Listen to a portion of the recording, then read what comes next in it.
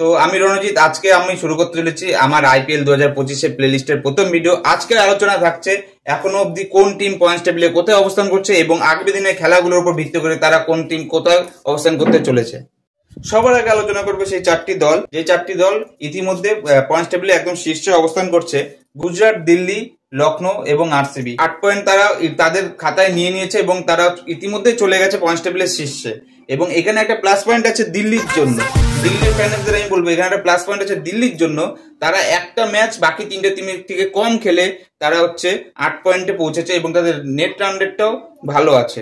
একটা কথা বলাই যায়, দিল্লি যদি তাদের এই ফর্মটা ধরে রাখতে পারে তাহলে তারা অবশ্যই গ্রুপ স্টেজে টপ ফিনিশার হিসেবে শেষ করতে পারবে।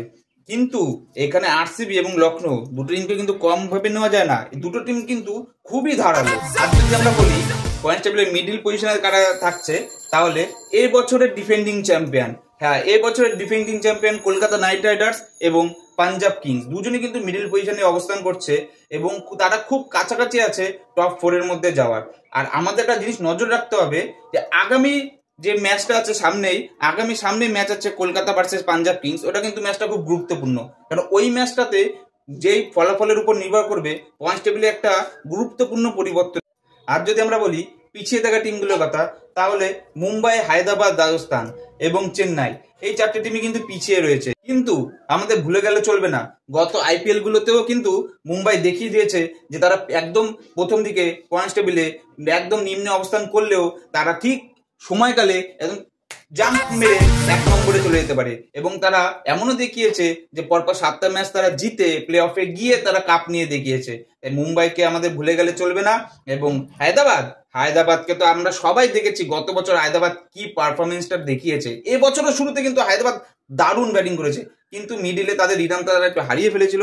তো আর যে গত ম্যাচটা গেল হায়দ্রাবাদের 243 রানের যে চেসটা তারা করেছে, সত্যি মাইন্ড ব্লোয়িং। ওরকম চেজিং আমার আমি যতদিন দেখেছি আইপিএল ততদিনের সেরা চেজ আমি ওটা দেখেছি। চেন্নাই সুপার কিংস, যাকে আমরা দেখেছি প্রতি আইপিএলে পয়েন্টস টেবিলে সবার শীর্ষে অবস্থান করতো, এবছর কিন্তু চেন্নাই সুপার কিংসের রেজাল্টটা একটু অন্যরকম। সবার নিচে আছে চেন্নাই সুপার কিংস, 6 ম্যাচে একটা জয় তারা সবার নিচে অবস্থান করছে। মাই আবার ক্যাপ্টেন হলেও কিন্তু টিমকে উঠিয়ে নিয়ে যেতে পারছে না। এখান থেকে প্লে অফসে যেতে গেলে বাকি যতগুলো খেলা আছে চেন্নাইয়ের, সবকটা খেলাকেই কিন্তু চেন্নাইয়ের জয় করতে হবে। তো দেখা যাক চেন্নাই সেটা পারে কিনা। তো বন্ধুরা, এটা ছিল আইপিএল 2025 পয়েন্টস টেবিলে আমার সমীকরণ। এবং তোমাদের মতে কি বলে তোমরা কমেন্টে জানাও।